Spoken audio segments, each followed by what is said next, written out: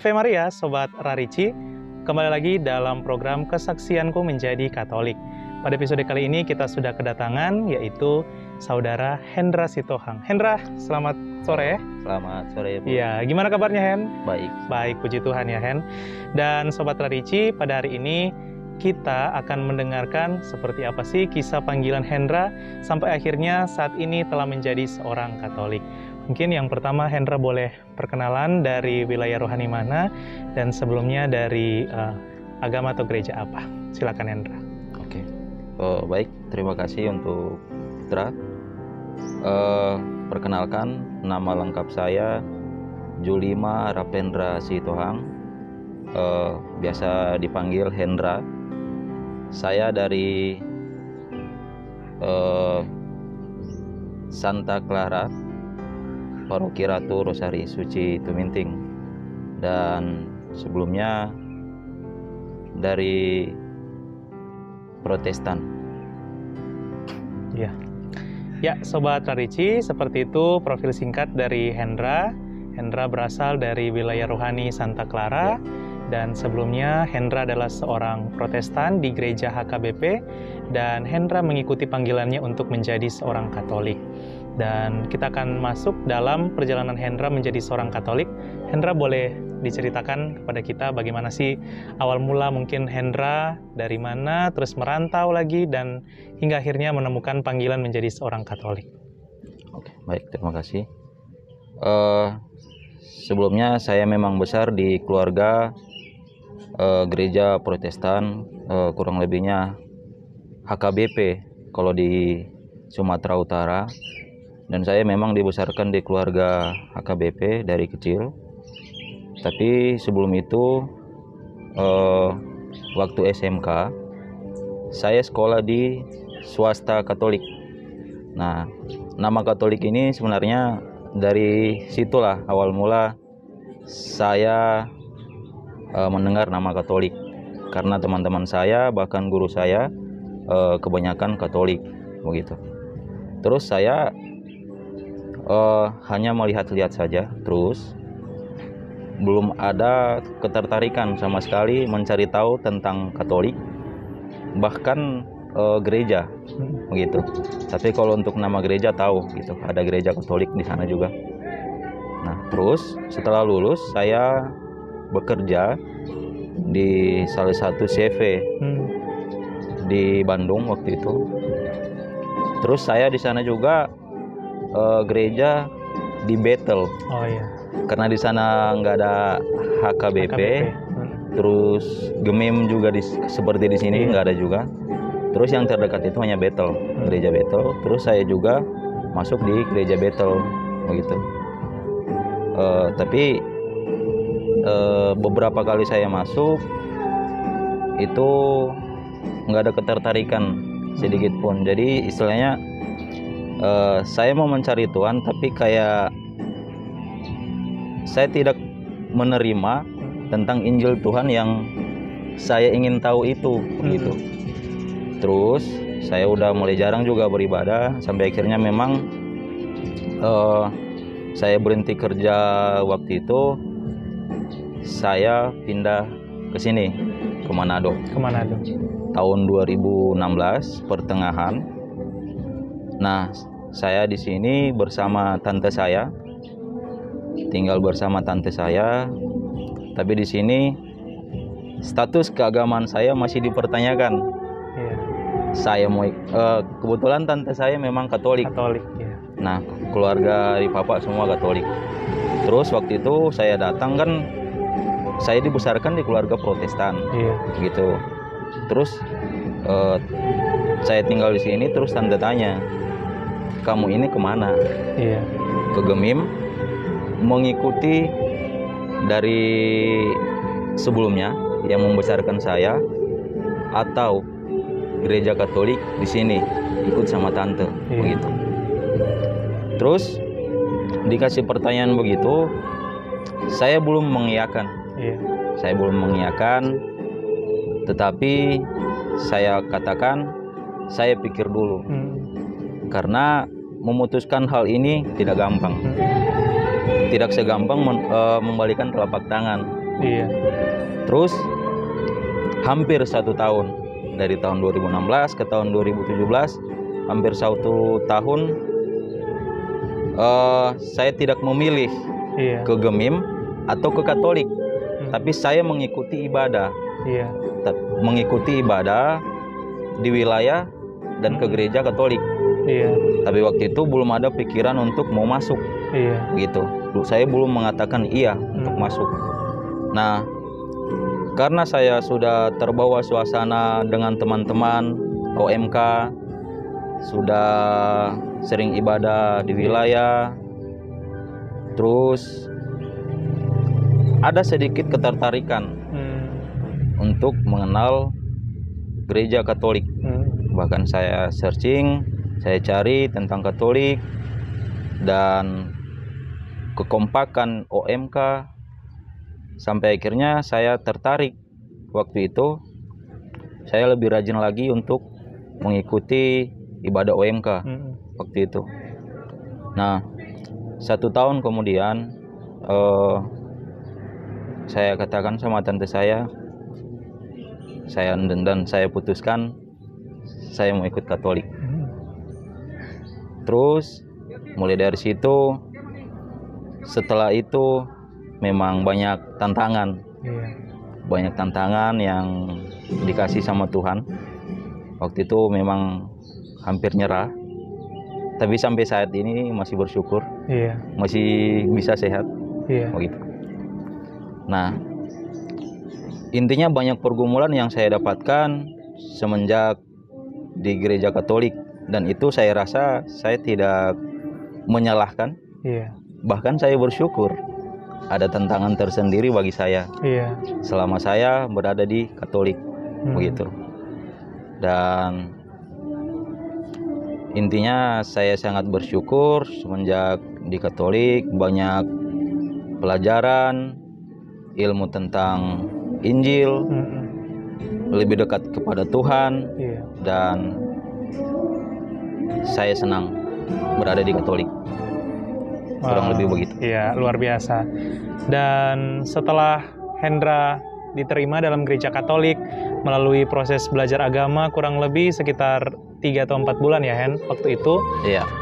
Apa sih perubahan apa yang Hendra rasakan sendiri setelah menjadi Katolik? Apakah setelah menjadi Katolik lebih damai, lebih religius, lebih dekat dengan Tuhan, atau lebih hati tenang atau gimana?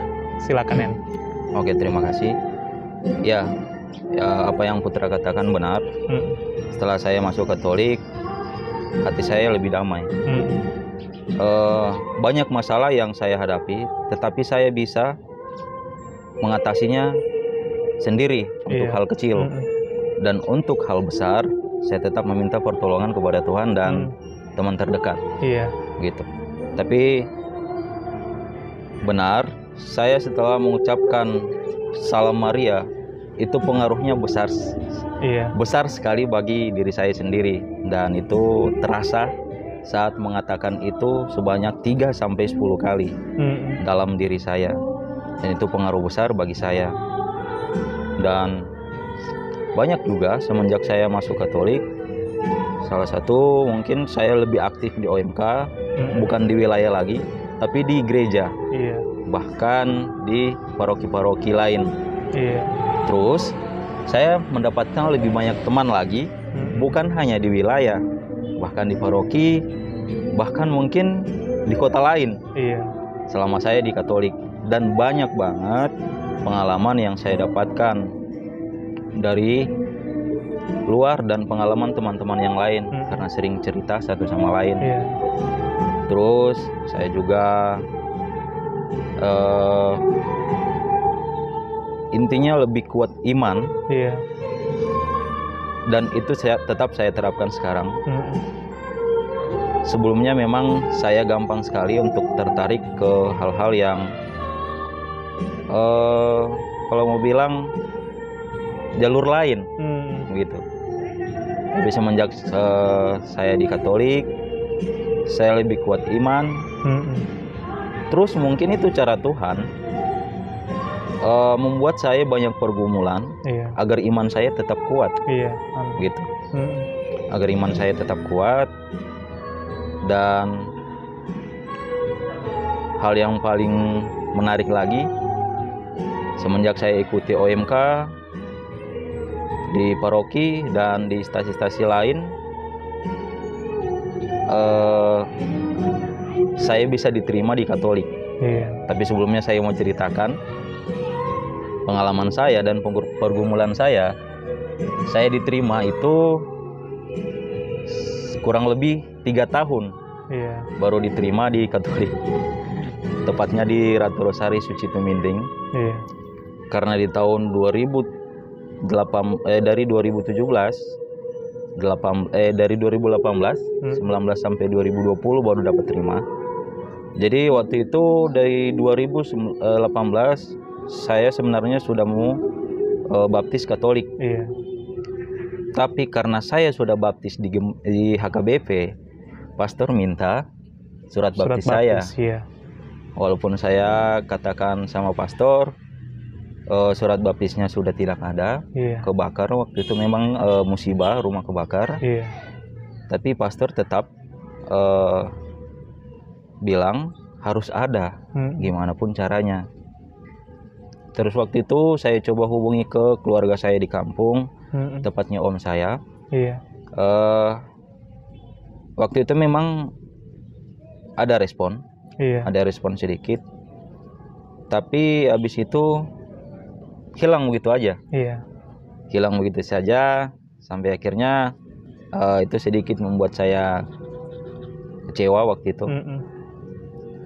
Tapi saya tidak menyerah. Di tahun 2019 saya masih tetap ikut. Tetap ikut, tetap komunikasi ke kampung bagaimana caranya biar bisa itu surat baptis dikirim ke Manado. Gitu. Karena kan pastor tetap katakan harus ada surat baptis. Dan waktu itu tetap belum ada jawaban, bahkan sedikit keras. Sampai akhirnya waktu itu saya berpikir dan putus asa. Karena itu surat tidak ada, dan pastor katakan surat baptis harus ada biar saya bisa dibaptis Katolik. Itu. Tapi sampai saat itu jawaban tidak ada, bahkan tekanan yang dari om saya pun ada kepada saya. Sampai kecewa lagi. Waktu itu memang hampir menyerah. Hampir menyerah. Saya tidak ibadah waktu itu 3 bulan kalau salah. Nggak ada ibadah ke gereja untuk menenangkan diri saya sendiri. Tapi mungkin itu cara saya salah. Dan waktu itu memang ada lagi yang pergumulan yang saya dapatkan. Intinya masuk di tahun 2020, puji Tuhan, Tuhan menurunkan seseorang untuk mengajak saya kembali. Gitu. Lebih tepatnya saudara Putra. Lebih tepatnya saudara Putra yang mengajak saya untuk bangkit kembali, untuk mengimani agama Katolik, begitu. Dan yang paling bersyukurnya lagi, di tahun 2020 pastor sedikit meringankan kepada saya bahwa surat baptis tidak diperlukan lagi, dan saya langsung mau baptis Katolik dan penerimaan. Waktu itu langsung penerimaan, dan saya sangat bangga. Saya sangat bangga karena penantian selama 3 tahun bisa tercapai. Dan itu kebanggaan tersendiri bagi diri saya dan kepada Tuhan. Sekian dan. Wah, luar biasa. Dan ini pertanyaan kita yang kedua terakhir, Hen. Saat penerimaan, waktu itu Hendra juga menerima setelah sekitar 1 bulan menerima sakramen Ekaristi. Itu tubuh dan darah Kristus. Apa yang Hendra rasakan pertama kali akhirnya menerima tubuh dan darah Kristus? Boleh diceritakan? Terima kasih. Pertama kali menerima sakramen Ekaristi itu sangat luar biasa bagi saya. Karena sebelumnya saya masuk gereja, saya kan belum dibaptis Iya. dan belum penerimaan, jadi saya tidak bisa untuk menerima itu. Itu sebelumnya memang sebelum menerima itu karena kan tidak bisa maju ya. Iya. Jadi ada rasa malu tersendiri. Malu tersendiri. Tapi sebenarnya malu untuk umum ada, tapi ya namanya juga manusiawi ya. Ya ada, tapi ya namanya tujuan kita kan untuk memuji Tuhan dalam gereja. Mau terima sakramen Ekaristi atau tidaknya itu kan ya ke belakang lah begitu. Karena itu ya pergumulan seseorang tersendiri begitu. Tapi memang waktu itu saya malu dan melihat teman-teman saya malu, dan kebanyakan dari teman saya OMK mengira bahwa saya ini sudah sakramen sudah bisa menerima sakramen Ekaristi. Sudah Katolik dari sudah Katolik. Mereka berpikir begitu karena kebanyakan saya kan mengikuti ibadah-ibadah kan begitu. Dan sampai akhirnya mereka kaget di saat saya masuk gereja ternyata saya tidak maju ke depan untuk menerima sakramen itu gitu. Nah, jadi intinya pas saya sudah menerima sakramen itu sungguh luar biasa bagi diri saya. Dan itu ada rasa sedih dan bangga tersendiri waktu pertama kali memakan itu. Ada rasa haru ya, haru tersendiri. Dan itu benar-benar waktu itu sampai keluar air mata. Karena pergumulan untuk mendapatkan itu sungguh luar biasa juga bagi saya. 3 tahun lamanya dan itu tidak gampang. Begitu, tidak gampang dan tidak segampang yang sama saya bilang pertama tadi, tidak segampang membalikan telapak tangan. Jadi proses-proses itu saya nikmatin, pergumulan itu saya tetap nikmatin karena itu proses dari Tuhan. Amin. Wow, luar biasa. Dan ini Hen, yang terakhir, di luar sana Hendra juga ada yang masih berjuang untuk menjadi seorang Katolik. Ada yang masih sementara belajar, ada yang masih bergumul dengan izin dari orang tuanya, ada yang sudah menyerah. Dan Hendra pasti sudah mengalami dan sudah melaluinya. Nah, apa sih pesan Hendra bagi mereka yang saat ini sedang berjuang untuk menanggapi panggilannya menjadi seorang Katolik, atau juga pesan bagi umat Katolik dimanapun berada? Silakan Hendra. Oke, terima kasih. Bagi teman-teman yang belum bisa menerima sakramen dari Katolik atau penerimaan, jangan berkecil hati dan jangan patah semangat. Dari saya, tetap kita jalani pergumulan yang Tuhan berikan sama kita, karena itu daya tarik tersendiri dan pengalaman tersendiri bagi kita nantinya, sama-sama seperti yang saya rasakan pada saat ini.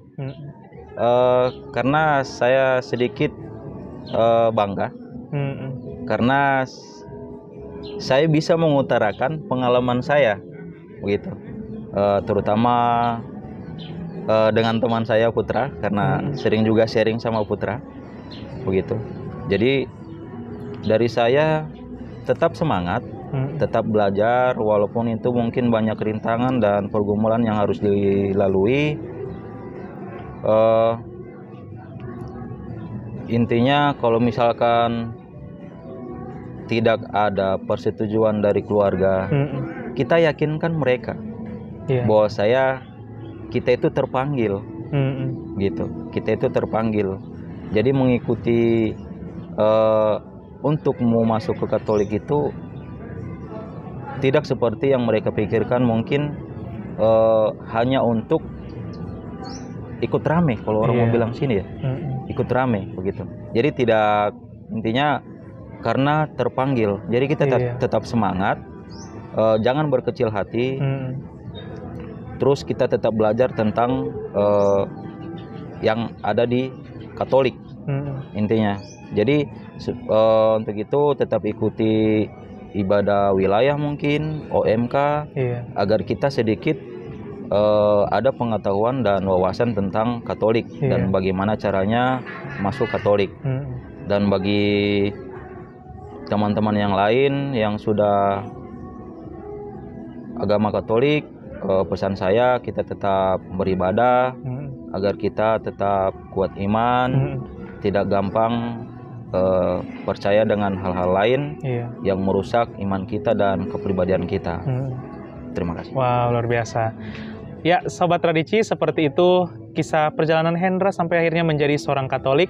Dan begitu luar biasa perjuangan Hendra selama 3 tahun. Akhirnya Hendra yang awalnya akan dibaptis, tapi akhirnya diterima dalam gereja Katolik. Dan puji Tuhan sekarang Hendra sudah sah menjadi Katolik.